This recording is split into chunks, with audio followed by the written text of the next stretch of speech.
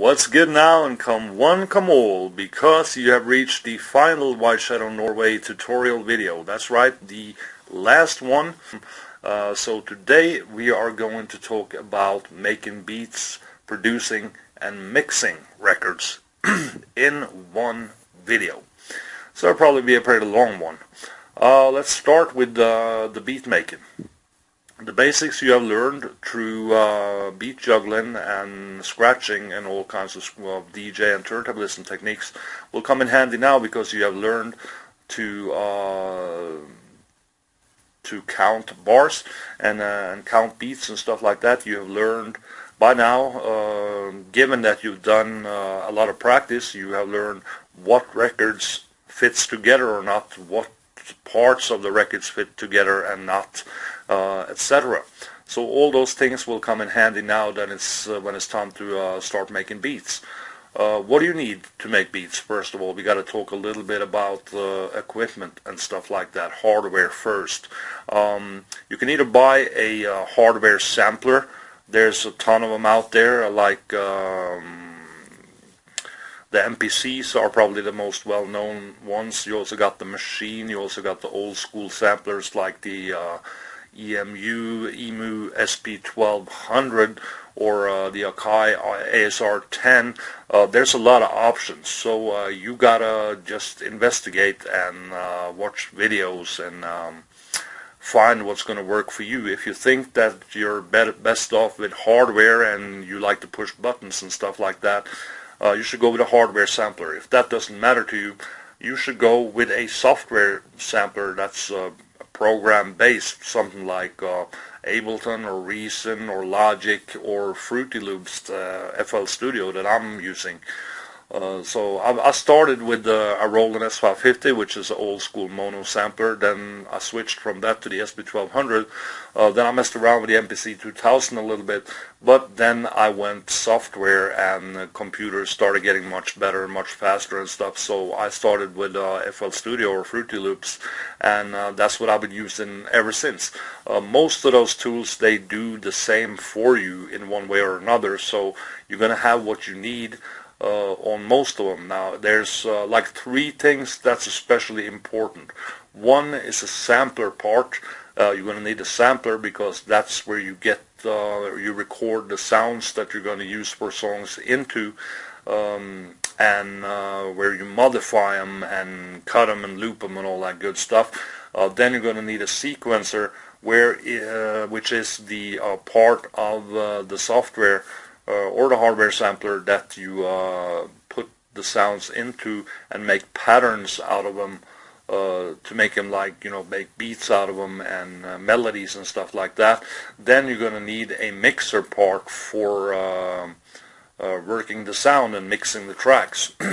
So I'm going to show you that a little bit now. I'm going to show you a sampler part. This is FL Studio. I'm going to show you a sampler part. This here is the sampler part of it. Now also, of course, you're going to need sounds. Where do you get sounds? You can get them anywhere.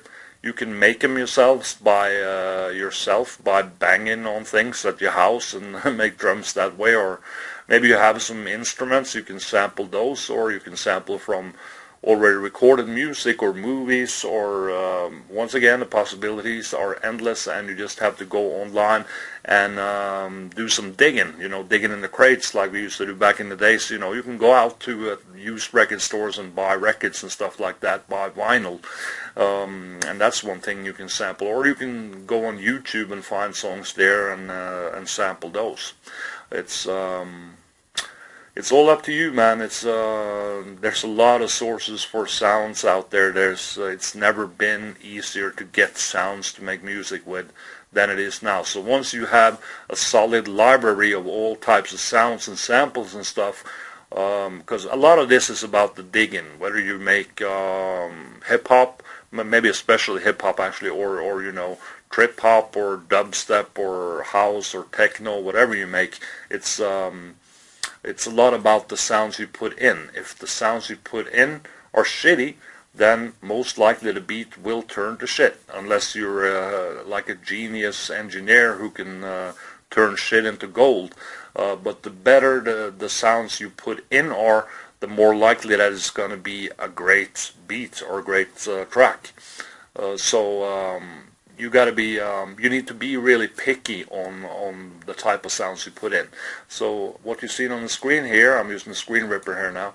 This is the sampler part, where down here you have the wave of a sound, and you have different things you can adjust, the pitch and the pans and everything. And I'll just play you, this is a kick drum, I'll just play that for you. Sounds like this. So we got now that we're going to put together a song, we need a set of sounds, and you got to think musical, like you would when you did turntablism. So you need a set of drums first. That's your kick drum, and this is your hi-hat, and here is your snare, and you got a little bit of a crash cymbal here, and I got a little extra hi-hat ride going as well. There. I got a bass. This is probably going to be a little hard to hear on smaller TV sets or systems or whatever, because it's a sub bass, so it's kind of deep, but it sounds like this. And you can play it on your keyboard, whether you have a MIDI keyboard or just use a regular keyboard like I do. I'm much more of a programming type guy than I am a player kind of guy. I can play decent, but you know, I'm no genius on that. I like to program stuff. So, and in addition to that, we have a bunch of samples, which is a bunch of sounds for this one that we're gonna make a beat out of, like different sound effects and instruments and stuff like this. There's a stab and a bit of strings for you. Here's another sound. That was actually the same. Let me see. There's another sound, yes. So various kind of sounds that's sampled from a record. And yeah, we just flip it down here. And get you an idea of the different sounds we got. This is all samples that I'll put into the sequencer part, which is what you're seeing on the screen now. This is the pattern sequencer, where different parts of the beat is put together.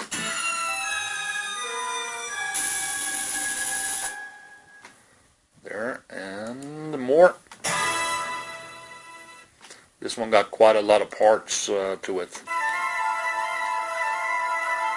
Some of y'all probably recognize this. This is a beat I used for a remix I did for Joining Forces in the Snow Goons, featuring Edo G, Acrobatic and Natural Born Spitters, and Scar City Budapest, with a track called We Own That. So that's the original beat for this one. Different stabs going on here.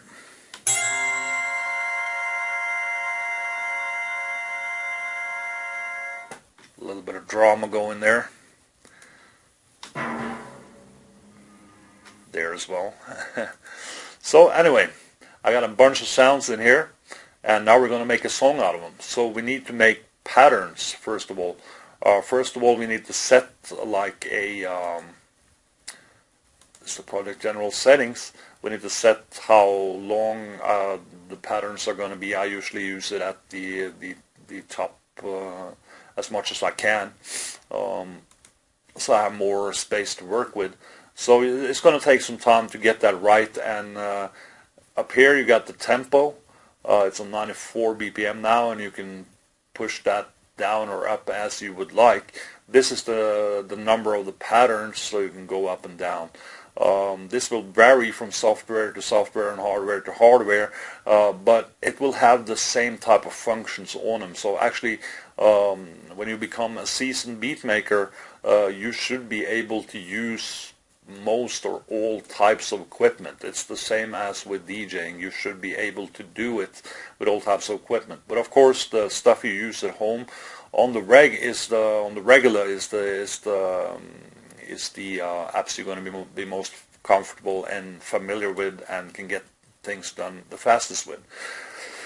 So this, of course, I've totally cheated with this, so I've already made the beat. So this is the kick pattern that's looped, and it goes like this.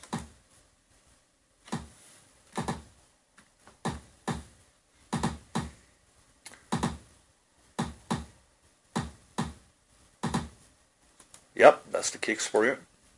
And it's looped.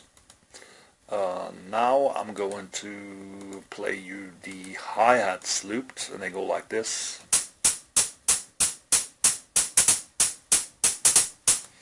And the snares like this.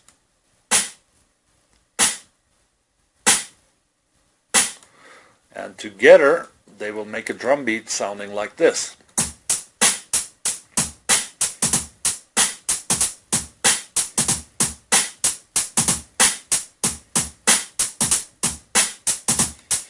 And to spice it up a little bit, I added a crash cymbal and an extra ride as well, so to fill it in, and then it will, when those are added, it will sound like this. Then of course I can take sounds out, like maybe take the kick out, take the hi-hat out a little bit. Yep, just flow with it like that so you can hear the ride and the crash better, and then put the hi-hats back in, and then I bring the kick in and it's a full beat again, like this, like that. Yeah. So that's your drum parts.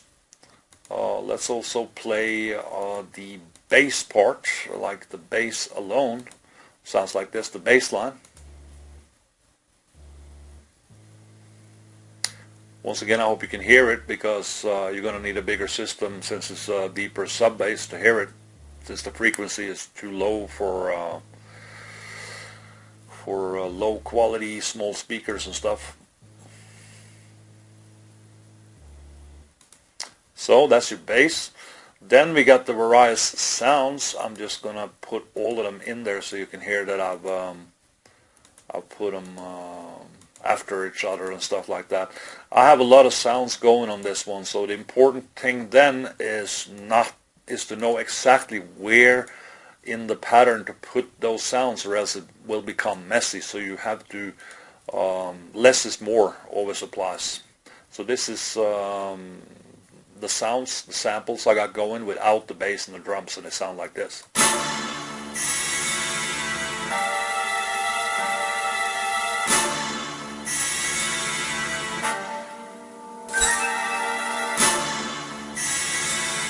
Now if I play, let's say I just play one sound, let's say just that one, it will sound like this. Actually mute now, but here it comes, there. That one, and maybe another sound that I started with. Now you will get a gap between those sounds that I filled in to make it sound better, but without them it sounds like this. Pause.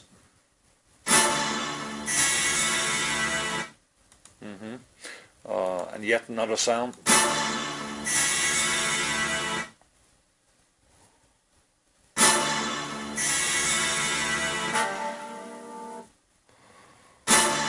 So there you go. That's basically how you would build a basic boom bap hip hop beat. So now we're going to play the full sound, the full pattern again, like this.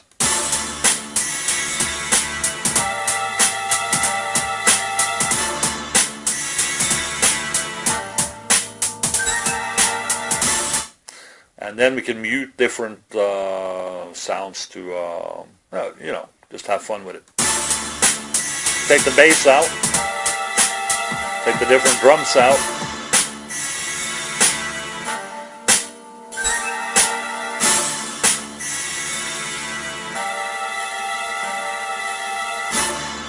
Put the bass back in.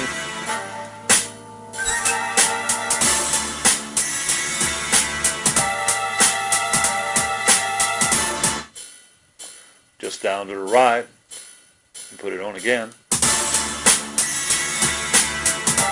So that's one pattern of a beat. Up here you can change the patterns, and then you can start over with a new kind of pattern. So I got more sounds going. I still got the drums and the bass line going like in pattern 1, but I've changed the sounds now to a different part, so it would sound like... Actually, that's probably a breakdown to the first one, so let me try this one. Yep, there's another one for you.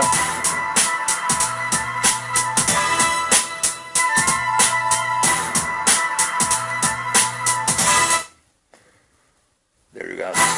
different sounds there.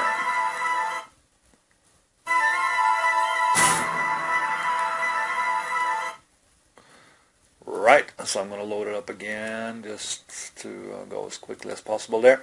So that one varies from the first pattern you heard, went like this. The second went like this. Like this.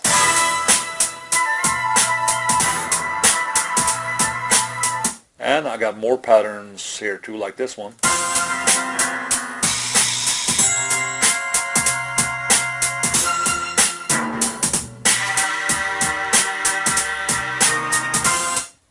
And this one.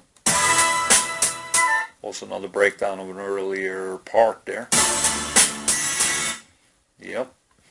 And I think I'll put the end there.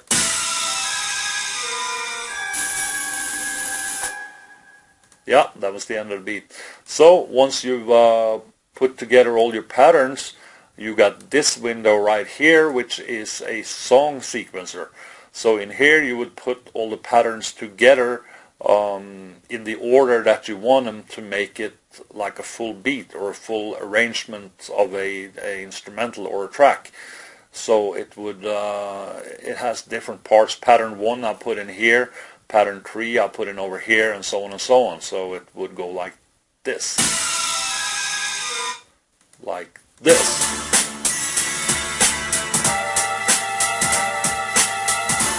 Starting with the main part there, intro, main part. And then we got a breakdown on that main part there. Just removing some of the drums at the end and stuff. And then another part comes in right there. I'll keep that going for a few. And break it down in that part there. And I just moved it, so that's why it was offbeat. There, it broke down, back to something else. Back to the main part again. Breaking down that main part in this pattern. Now we're going to go into yet another part which sounds like a little something like this.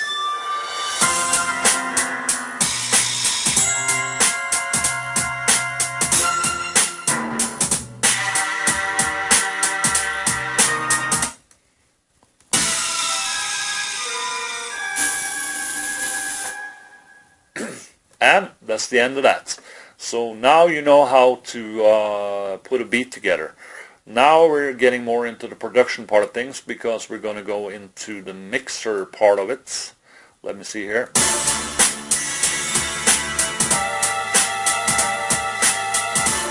Now the mix I got on this is not the working mix, but what I would do is I would assign each of those sounds I made a beat with to each.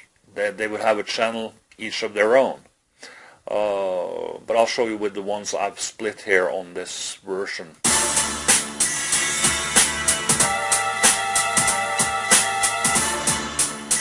That's a snare right there, and I can take it away, you know. And I can turn it up and down here. I turn it down like all the way up. I can set the EQs to them like the mids. There, that's changed there. Or the snare, or the high, or the lows.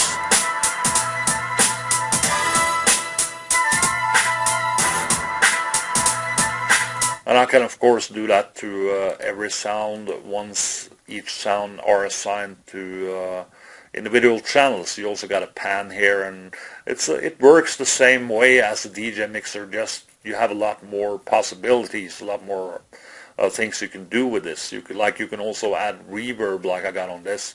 Let me check that. Here's the reverb. I'm gonna mess with that right here.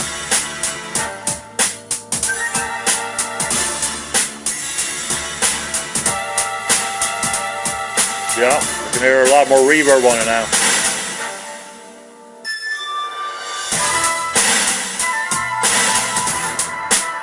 That's the snare.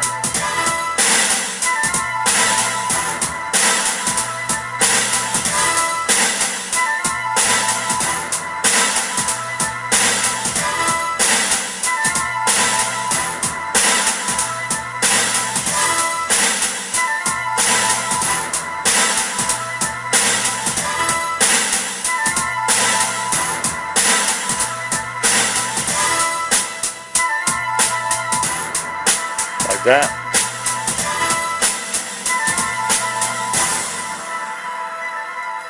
So that's a little bit of a beat making going into production tutorial for you.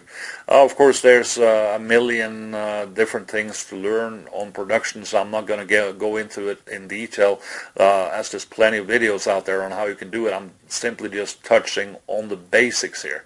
So that ends the White Shadow Norway Music Biz DJ beat making tutorial. Keep working on your craft and keep practicing, and have a good one. This is the White Shadow Norway signing off with a final tutorial. Peace out.